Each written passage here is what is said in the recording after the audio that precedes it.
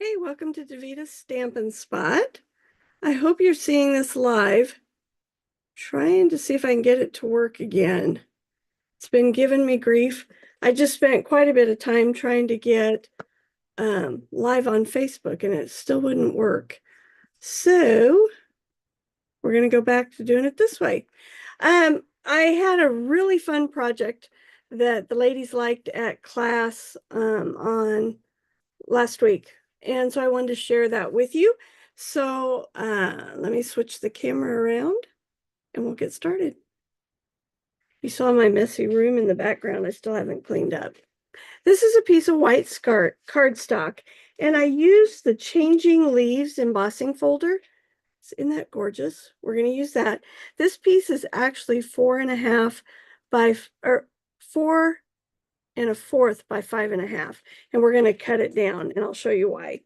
And this is a piece of crushed curry that's 4 by 5 1/4.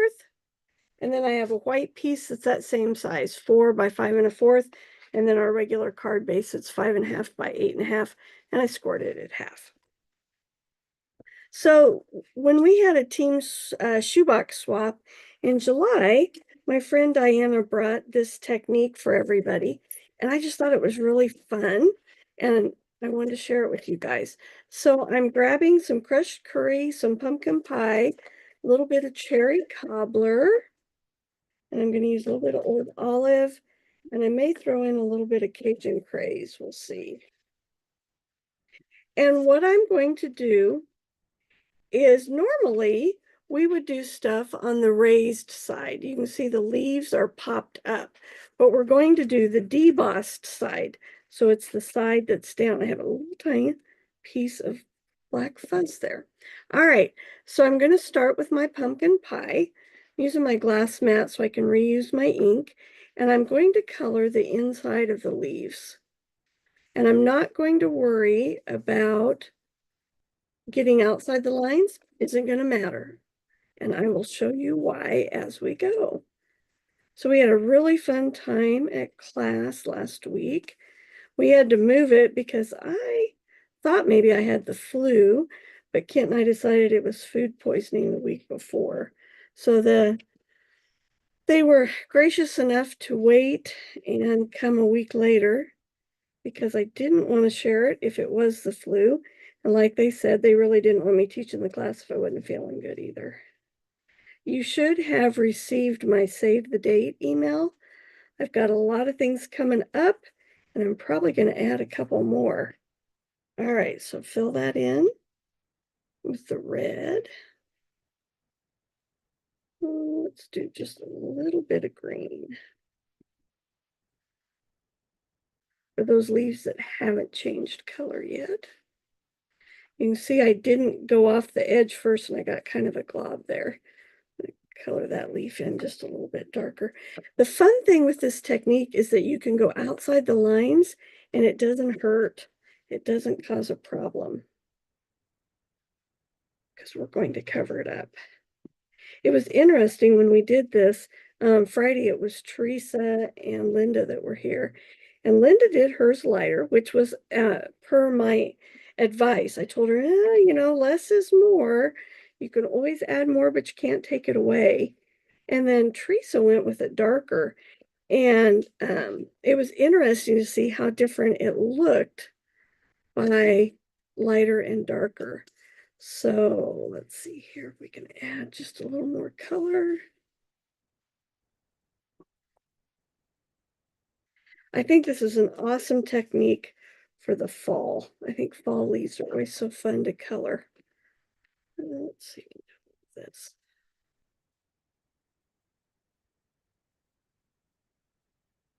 Let's see, what else was I going to tell you today?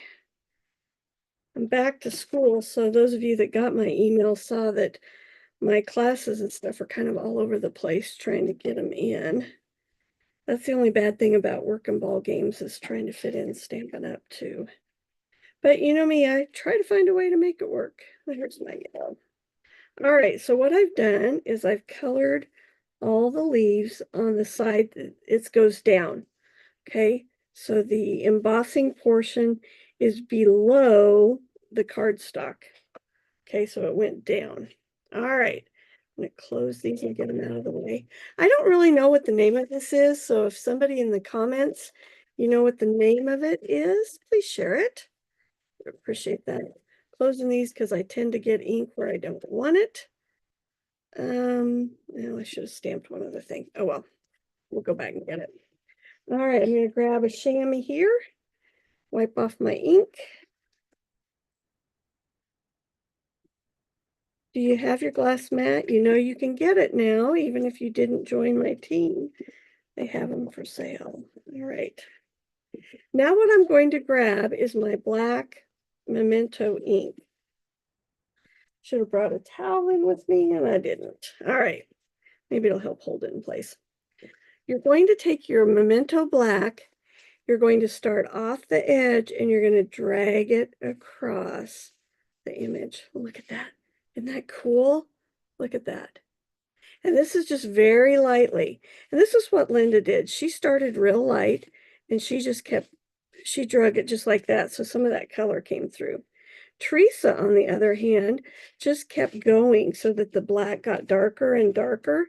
And we decided that was kind of cool because it brought out the ink colors even more.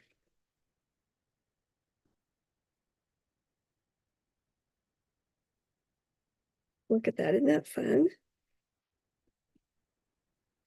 You don't want to push too hard because if you push too hard, it's going to go down into the parts where you put the ink.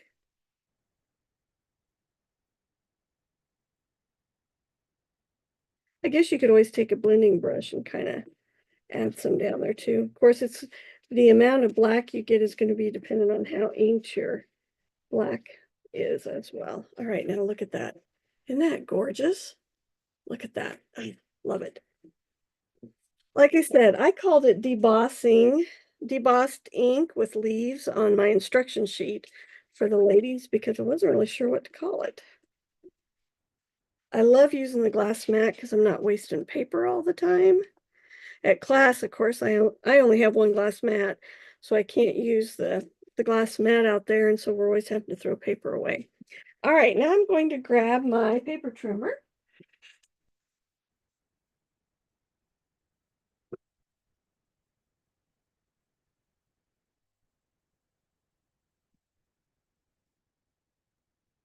And I'm going to cut this down so that it's 3 3/4 by 5. Now, the reason I did it big and I'm cutting it down is because like right here doesn't look the best. So I'm going to get this part off. So I'm going to cut it down to 3 3/4. You can't see that. Let's see. So I'm going to go to 3 3/4. I did get it. All right, and then I'm going to cut this side down to 5. Now I did the long piece first, and I'm going to use this on the inside of the card. So this is a 1/2 inch. So I'm going to put it in here at a 1/4 of an inch, and I'm going to cut it into 2 pieces. And I'll show you what we're going to do with it here in just a little bit. All right, so now I've got this cut down. I'm going to place it on my crushed curry. Look how it makes that pop. Isn't this gorgeous? And I don't know, give me some ideas. What other images would be really good for embossed besides leaves? To me, whenever I think of using the blending brushes, I always think of fall and all the beautiful leaves that we end up with on our grass. My bottle of adhesive must be low. It's not want to come out. So we'll grab combo. How many times I've done that? I grab the bottles that are almost empty. Seems like I do it almost all the time when I'm doing a video or a live. We don't have football yet this week, so you can tell I'm live here on YouTube. The video will be posted over on Facebook because, like I said, I tried to stamp over there and it just wouldn't let me do it. And I'm going to grab this little piece. Oh, no wonder it feels weird. I forgot to do this. So I'm using the thanks. This is Simply Said. It goes with some of our card packs and what do we call them? I'm drawing a blank. It's where there's card kits. It's not our card kits. It's a step up from that where it allows you to have more creativity. But this stamp set's great because it has just all the greetings that you need. And I'm using this Changing Leaves bundle. And the embossing folder matches these leaves. And then you can cut them out. And I don't need the Softly Said. That was for the other card that we did in class. This tag is from the Greetings for All Seasons, one of the new ones that you will be able to purchase on September 4th. Got some great sets. If I hand deliver your catalogs, you will be getting those this week. Finally have them and have the bundles ready to hand out. So be watching for that. You know me, I always have to add a little something in there. So if you haven't gotten a catalog from someone else and you live close to me, let me know and I will drop one off. Most of you know that you're on my list, so you know it's coming. I did something to my knee and it's been causing me to be a little slow getting things done. All right, I'm going to wrap this is just the linen thread. I'm going to wrap it around twice. There's enough extra here. I'm going to cut that off. Yeah, you can see that. Okay. I did a video one time where I was too low and you guys couldn't see anything. So now I worry about that all the time. Not worry, I try to be conscious of it, I should say. All right. There we go. And then I'm going to put my thanks right there. I'm going to use dimensionals and pop it up. We were talking about this at class. A lot of people are able to wrap ribbon around and then tie a bow. With my arthritis, I just can't do that.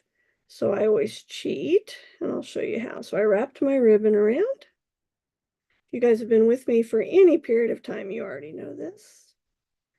I'm going to put my thanks right there. And then grab my linen thread that I know is here somewhere. It's always fun when I do a video after I've done class because I just bring the bucket in and I'm supposed to have everything right at my fingertips. Good thing I have another one here. All right, so I'm going to tie a bow. I leave enough string for about how much I want left. Then do your one bow, wrap it around like you're tying your shoes, pull it through. There's my bow. I know some of you have some very fun and creative ways to make your bows. You have bow makers and all kinds of stuff. And that helps people out too. We have to use what we need to do our crafting, don't we? All right, don't hop off yet. I've got a few projects I want to show you for upcoming classes. There we go. So there's that. Now we're going to put it on my card base.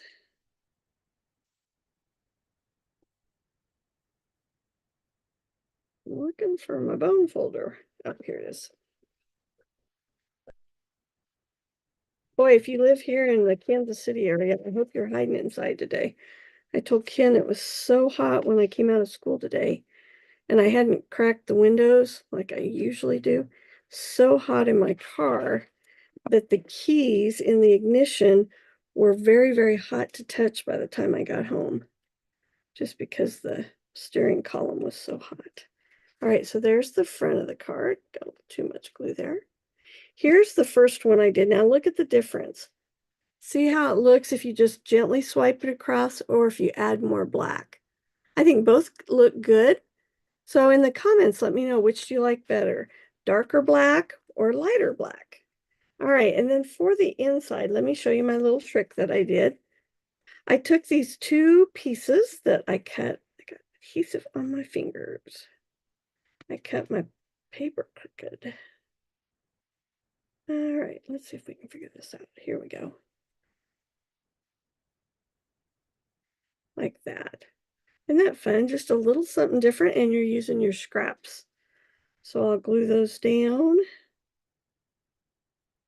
like that. So it looks like this when you get it done. Fingers are all sticky, so I'm gonna have to wash them before I can finish that. But that's how the inside looks. I wasn't sure who this card was going to, what kind of thanks I wanted to put in there, so I just left it blank. And then what I did for the envelope was I took the stamp from this set, which is this leaf here.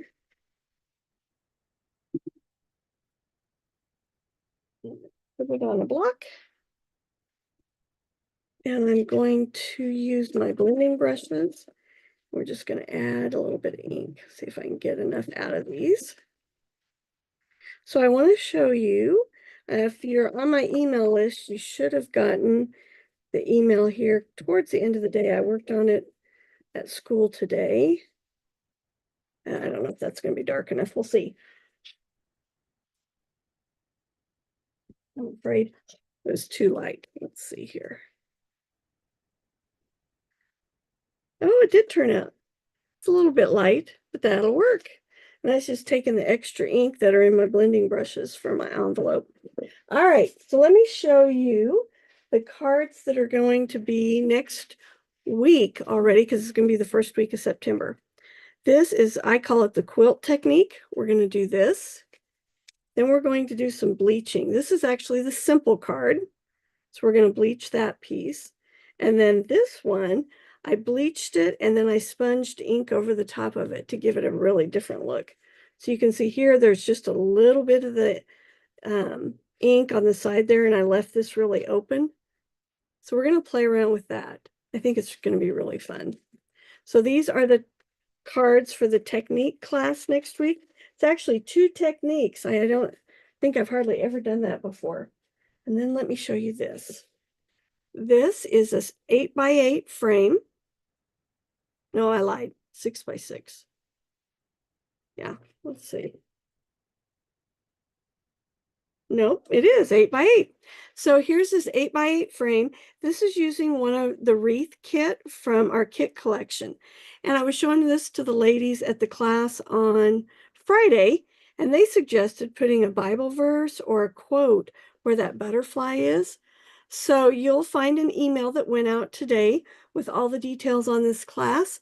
The first 5 that sign up are going to get a discounted price, and that's in the email. So I think that's it. I'm going to start the Christmas card buffet in September as well. I don't have all those cards designed yet, so I can't show those to you. So I'm going to switch around here. So I hope you enjoyed that technique. Please ignore my messy room. I'm cleaning out. It's kind of a challenge. I hope you enjoyed this, and I will see you next week. Actually, next week will be a video. I just realized because it's Labor Day. So there'll be a video that posts. But I hope you have an awesome week.